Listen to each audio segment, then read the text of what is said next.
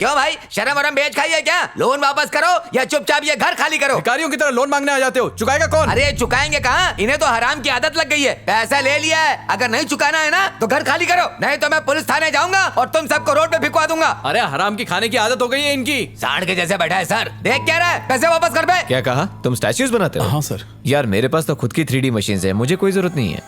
जब तक तुम एक मूर्ति बनाओगे तब तक तो मेरी 100 मूर्तियां बन चुकी होंगी। ऑफिस बॉय की जॉब के लिए भी कंप्यूटर आना बहुत जरूरी है और ग्रेजुएशन भी बहुत जरूरी है। तुमने तो सिर्फ 10वीं पास की है। आपके लिए कोई जॉब अगर नहीं है। नहीं चुकाना है ना तो घर खाली करो। चाय पियो और निकलते बनो। सर यहाँ खड़े रह के कोई फायदा नहीं, कोई वैकेंसी नहीं। तुम्हारी वजह से छोड़ रहा हूँ, वरना इसकी खाल उधेड़ देता। हिम्मत कहाँ से आई? अब निकलो यहाँ से। के मार के भगाओ क्या? चल जाए यहाँ से।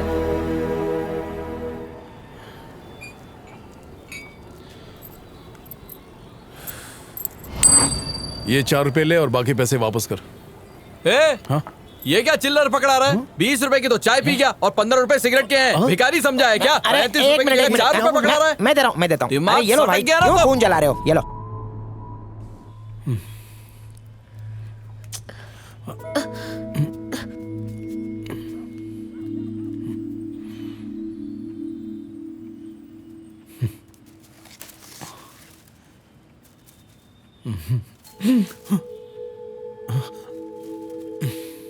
चलो मिलके पतंग उड़ाते हैं।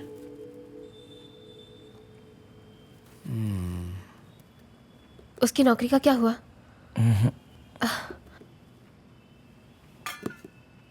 भैया खाना तैयार है, खा लो।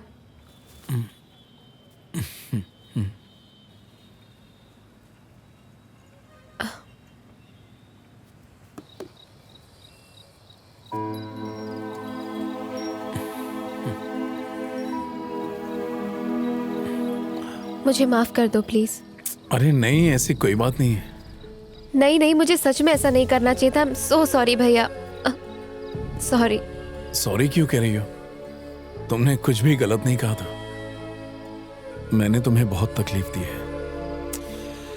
दुनिया में हर कोई डॉक्टर, इंजीनियर, सेल्समैन या फिर ड्राइवर है, लेकिन मैं कुछ नहीं हूँ, किसी काम का नहीं। ऐसा मत सोचो भैया, तुम सच में बहुत टैलेंटेड हो। देखना तुम्हें अच्छी नौकरी जरूर मिलेगी। अपने भांजे के लिए एक बिस्किट तक नहीं खरीद सकता, चाय भी 10 रुपए की आती है। भैया मैं तुमसे एक बात कहूँ, पर प्लीज बुरा मत मानना। हाँ बोलो ना। मेरी एक फ्रेंड है, उसने एक म्यूजियम बताया जहाँ वॉचमैन का पोस्ट खाली है, तो तुम करोगे क्या? ठीक है।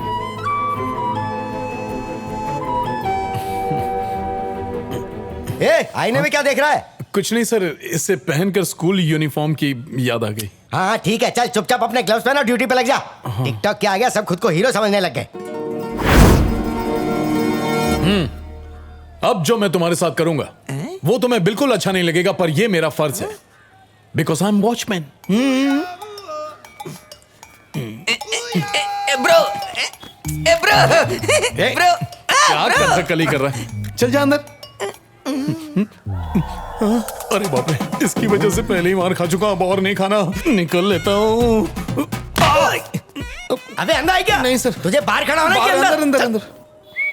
लेकिन ध्यान रखना, कोई गड़बड़ नहीं होनी चाहिए। उस दिन गलती मेरी नहीं, तुम्हारी फ्रेंड रितिका की थी। रितिका ने ही तुम्हें ये जॉब ऑफर की है। चेकिंग करनी पड़ेगी।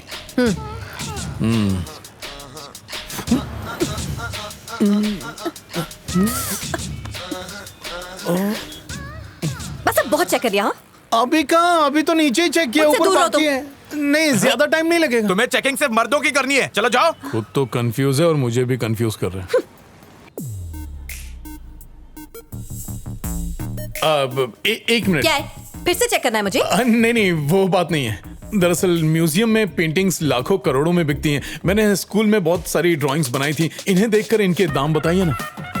इसके 20 रुपए मिलेंगे। 2 वड़ा पाव, इसके 20, 2 समोसा पाव, इसके 10, एक चाय। टोटल हो गए 50 रुपए। आर्टिस्टिक सेंस के बारे में सुना है कभी? देखो उस दीवार पर, पूरे 50 लाख की है।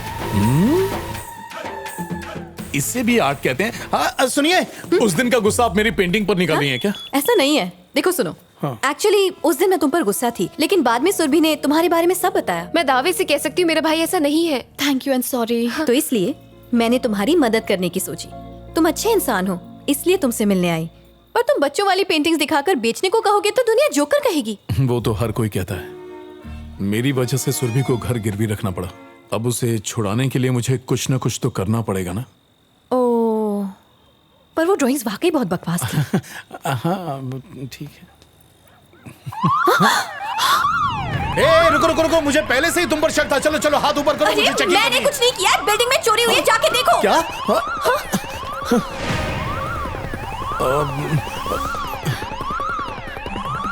तुम जाओ जल्दी से, पुलिस को फोन करो।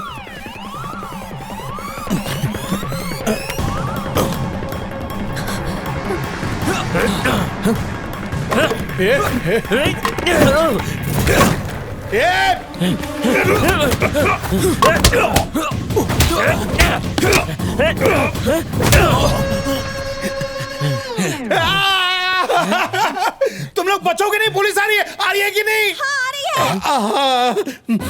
Cool man.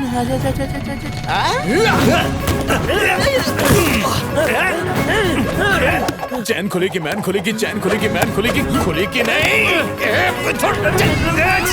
गंदी बात। चल। Hello police. भागना मत, गिर जाऊंगा, गिर जाऊंगा। अबे ट्रेडमिल नहीं है, रुक रुक। अरे छोड़ छोड़, जल्दी छोड़।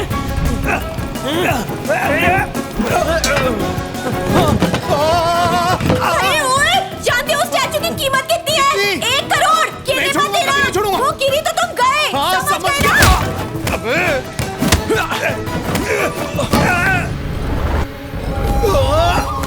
पकड़ लिया। छोड़ छोड़।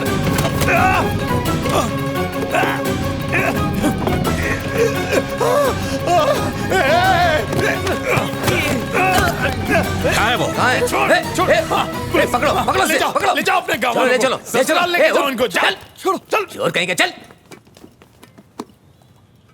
बाल बाल बच गए। ये जाती तो करोड़ों का नुकसान हो जाता। रॉयल फैमिली की अमानत है ये। इसके मालिकाना हक के लिए कई लोगों ने पिटिशन डाल रखी है। इसे देखोगे ना तो होश उड़ जाएंगे।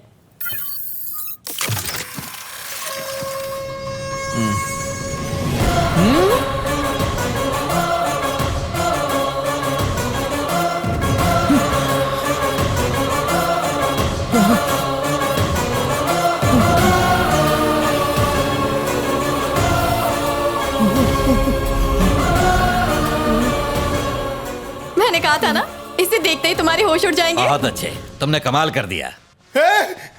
ये तो वही मूर्ति है जो मेरे पापा ने दी थी। अरे ये रुक जाओ। क्या कर रहे हो? छोड़ो इसे। अरे अरे रोको इसे, क्या कर रहा है? अरे मेरी है, मैं ये इसे टूट किसी को जाएगा। नहीं दूंगा। छोड़ो। हाँ करेक्ट है, ये तो हमारी ही मूर्ति है। मतलब तुम्हारी फैमिली रॉयल फैमिली है? Royal family? ये कब हुआ? ज्यादा शौक होने की जरूरत नहीं है। ये वो इतिहास है जिसे ना जानो तो ही बेहतर है।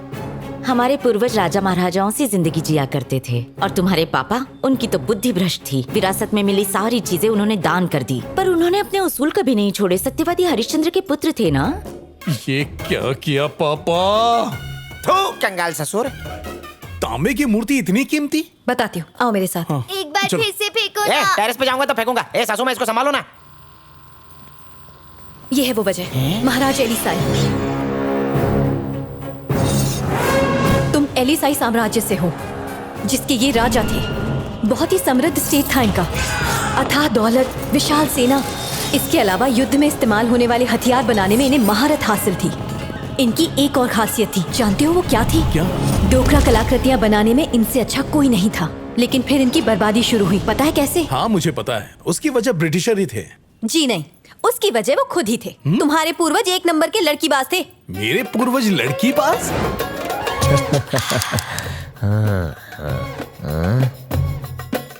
बोल प्यारी बोल, तुझे क्या चाहिए? मेरा दिल चाहिए। ये चाहिए। जो दिल करे ले लो। अरे देख क्या रही हो? आओ लूट लो। ये बताओ, तुमसे वो स्टैचू कैसे खो गया? 20वीं शताब्दी का पहला दिन। तुम्हें अच्छी लगी? रख लो। मूर्ति कैसे खोई वो इम्पोर्टेंट नहीं है, पहले ये पता लगाओ कि इसका प्रेजेंट ओनर कौन है। रवि, ₹1,00,000 का सवाल पूछा है। बताओ ओनर कौन है। अब इसका ओनर एक एमएलए है। एक एमएलए है? और पता है लेटेस्ट न्यूज यही है।